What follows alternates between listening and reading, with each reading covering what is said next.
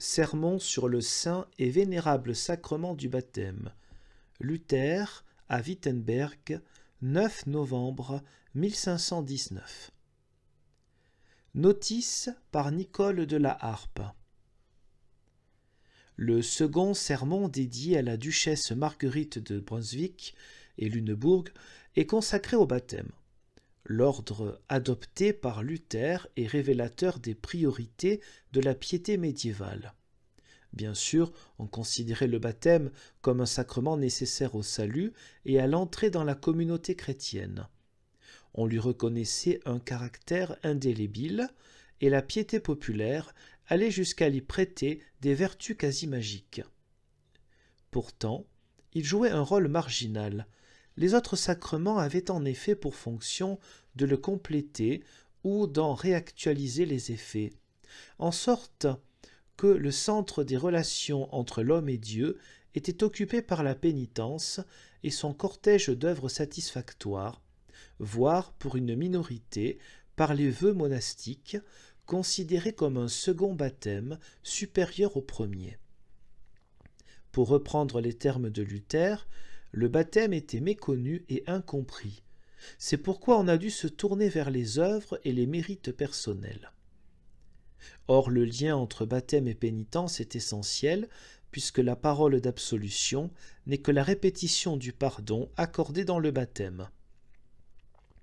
Il est donc logique qu'après avoir redéfini et réorienté la pénitence, en particulier en déniant aux œuvres de satisfaction un quelconque caractère méritoire, Luther ait voulu rendre au baptême sa véritable dimension, en transformant cette œuvre temporelle, depuis longtemps passée et perdue à cause de nos péchés ultérieurs, en un signe de la promesse éternelle de grâce, dans laquelle et sous laquelle nous ne cessons d'être et à laquelle nous revenons quand nous tombons.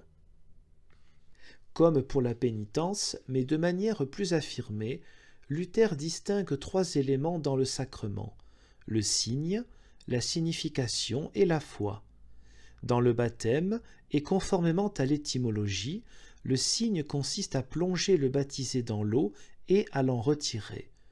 Luther marque sa nette préférence pour le baptême par immersion, car ce geste fait mieux comprendre la signification de ce sacrement, c'est-à-dire le salut obtenu par la mort du péché et la résurrection dans la grâce de Dieu. Cette signification du baptême ne fait que commencer au jour du baptême. Elle ne sera accomplie qu'au dernier jour. En fait, Luther s'attarde peu sur le moment même du baptême et sur le pardon des péchés qui l'ont précédé. Ce qui l'intéresse, c'est la manière dont le chrétien vit après avoir reçu ce sacrement. Que le baptisé ne se repose pas sur ses lauriers et n'aille pas croire qu'il n'y a plus de péché du tout. Il doit au contraire combattre sa nature pécheresse. Il est donc vrai qu'au regard du sacrement, le baptisé est sans péché et sans faute. Mais, puisque tout n'est pas encore accompli et que le baptisé vit encore dans sa chair pécheresse, il est agité de désirs naturels et pécheurs. Quel est donc le sens du baptême pour le chrétien ? Luther le voit dans l'alliance conclue entre Dieu et l'homme. Dieu répand sa grâce et son Esprit Saint en réponse au désir de l'homme d'être recréé au dernier jour. Tant que l'homme reste dans l'alliance et combat le péché, Dieu s'engage à ne pas imputer les péchés qui persistent après le baptême. Œuvre de grâce et jugement de miséricorde, le baptême est donc source de réconfort. Luther en vient au 3e élément du sacrement, la foi. Avoir foi dans le sacrement signifie croire fermement que le sacrement n'est pas uniquement le signe de la mort et de la résurrection au dernier jour, mais que le sacrement agit déjà et commence cette œuvre, qui nous engage envers Dieu à vouloir jusqu'à la mort tuer en nous le péché, et qu'en retour, Dieu nous manifeste sa bonté et sa grâce en ne nous jugeant pas avec toute la sévérité requise. La réciprocité contenue dans l'alliance est un antidote à la fausse assurance et la paresse. Luther combat l'idée selon laquelle les péchés du baptisé anéantiraient le baptême, qui pourrait être racheté à force de mérite ou œuvre satisfactoire. En effet, ce serait admettre le salut par les œuvres. Si quelqu'un est tombé, qu'il se souvienne de son baptême, et celui-ci reprendra son œuvre. Le sacrement de la pénitence, quant à lui, est un renvoi au baptême. Luther souligne également l'importance du baptême dans la vie du chrétien. Les souffrances ainsi que la mort ont désormais un sens. Elles permettent que se réalise l'œuvre du baptême, qui est de tuer le péché.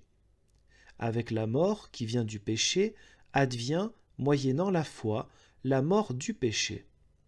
Le but est tracé, à chacun son chemin où il s'exerce à souffrir, en se gardant de vouloir à tout prix imiter les saints. Pour certains, ce sera l'état de mariage, pour un autre les ordres, mais il n'y a pas d'ascèse méritoire, ni d'engagement supérieur au baptême. Luther vise en particulier les vœux monastiques. Le baptême ainsi compris est un réconfort pour le chrétien, car il est le signe que Dieu l'accepte avec ses péchés. Louant Dieu pour cette grâce, le baptisé ne s'abandonne pas à la facilité, mais vit dans la tension entre la fatalité de la mort et l'assurance de la résurrection. Certains interprètes avouent rester sur leur faim à la lecture de ce sermon.